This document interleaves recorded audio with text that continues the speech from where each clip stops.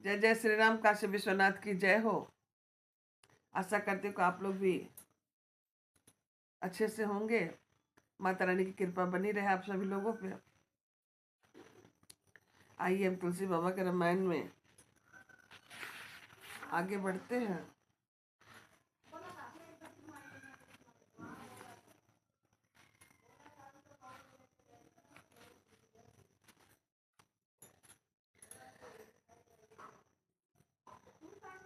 यहाँ दोनों राजकुमारों की सुंदरता का वर्णन तुलसी बाबा ने बहुत अच्छा कहा और नगरवासी पूर्ववासी सब देखने के लिए आते हैं। और आने के बाद ये सभी बहुत खुश होते हैं। जो जिस अवस्था में होती है उसी अवस्था में वो लोग देखने के लिए दरवाजे पे झरोके पे खड़ी हैं। इस प्रकार प्रभु नगर को भ्रमण करते हैं।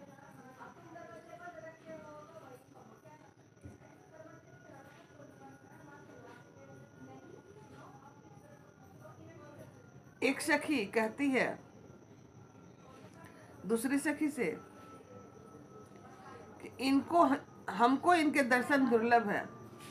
हे सखी, यह संजोग तभी हो सकता है जब हमारे पूर्वजों के पूर्व जन्मों के हित पुण्य हो।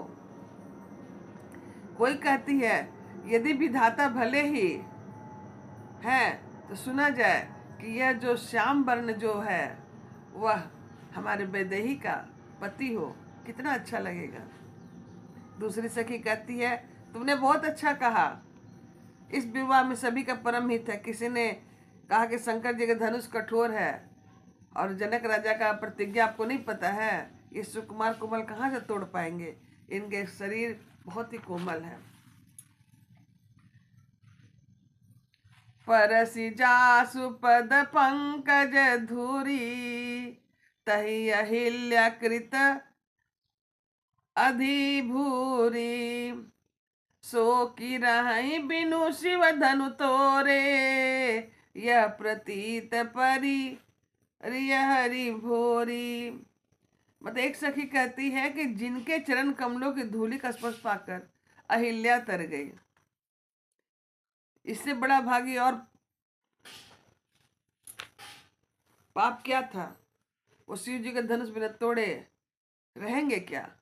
इस विश्वास को भूलकर भी मत छोड़ना चाहिए। तभी वो याद दिलाती है कि जेहि बिरंच रच सिय सवारी, मतलब जिस ब्रह्मा जी ने सीता को संवार कर बड़ी चतुराई से रचा है, उसी विचार कर सांवला बर भी रच रखा है। यह बात सही है, जोड़ी ऊपर वाले ही बना करके भेजते हैं। बेटियां तो बिना पता का बिना बैरंग चिट्ठी है।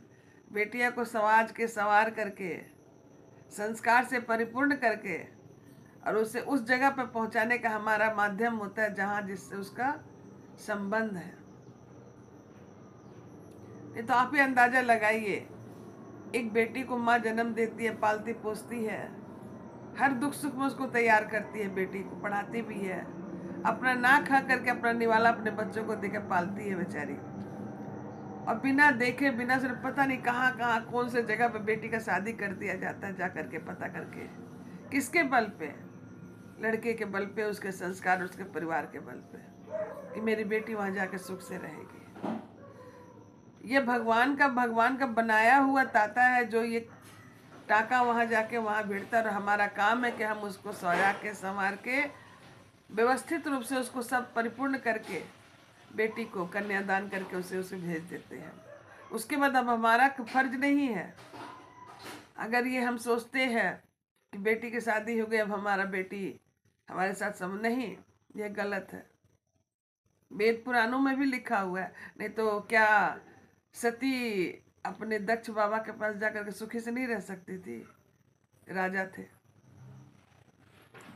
क्या पार्वती हिमालय के पास जाकर नहीं रह सकती थी?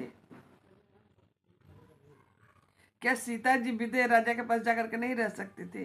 विदेह राजा गए भी थे कि बेटी तुम वनवास मत जाओ, तुम हमारे साथ चलो। उन्होंने कहा कि नहीं पिताजी, मेरे किस्मत में जो लिखा वो तो है ही, मैं इनको छोड़ के कहाँ जाऊंगी। इसलिए ये सीख है हमारे सनातन धर्म में ये सीख होना चाहिए हर माँ और हर बेटी को और हर परिवार में। इसकी आज के समय में बहुत ज़्यादा ज़रूरत है कि शादी के बाद, कन्यादान करने के बाद बेटी को भी समझना चाहिए कि हमारा अब उस परिवार से कोई नाता नहीं है। हाँ, जब वो इज्जत से कभी पूछते तो हमें जाना चाहिए। अब हमारे धर्म के माँ बाप हमारे सास ससुर है, वो माता भी है, वो तो हमारे जन्मदाता है, लेकिन ये माता हमारे धर्म की माता है और धर्म के पिता है। यह आज के समय में सबसे बहुत जरूरत है। यह हमारे घर बिगड़ने का भी कारण एक हो रहा है। इसमें हम माताओं को समझना चाहिए कि बेटी के लाए जिंदगी में हम दखल अंदाजी ना करें। पिता और भाई का कोई फर्ज नहीं होता है। पिता भाई तो बेचारे समाज में जा करके नौकरी कर रहे हैं, जीवन यापन करने के लिए आपके लिए धन उपार्जन करके ला रहे हैं, लेकिन हमारी माताएं जो है, हमारी बहनें जो है, चाहे हम जैसी हैं, जो बार बार हम अपनी बेटियों को, आज करके फ़ोन का माध्यम है, पहले तो चिट्ठियाँ आती थी, उससे पहले तो चिट्ठी भी नहीं आती थी, सालों साल लगते थे आने जाने में, आने जाने का साधन भी नहीं होता था। कोई नाव आ गया, कोई कोई किसी दूसरे जाति का कोई बालक घूम गया तो भाई कहा तो फलाने गांव के हैं, अरे इस गांव में हमारी बेटी बहू रहती है, दीदी रहती है, फुआ रहती, तब जाके मुलाकात होती थी और समाचार का आदान प्रदान होता था कि हमारे मैया माई से कहिए, जब माँ को बताना कि हमको बुलाए। वो समय था। इसलिए इस चीज को आज के समाज को समझना चाहिए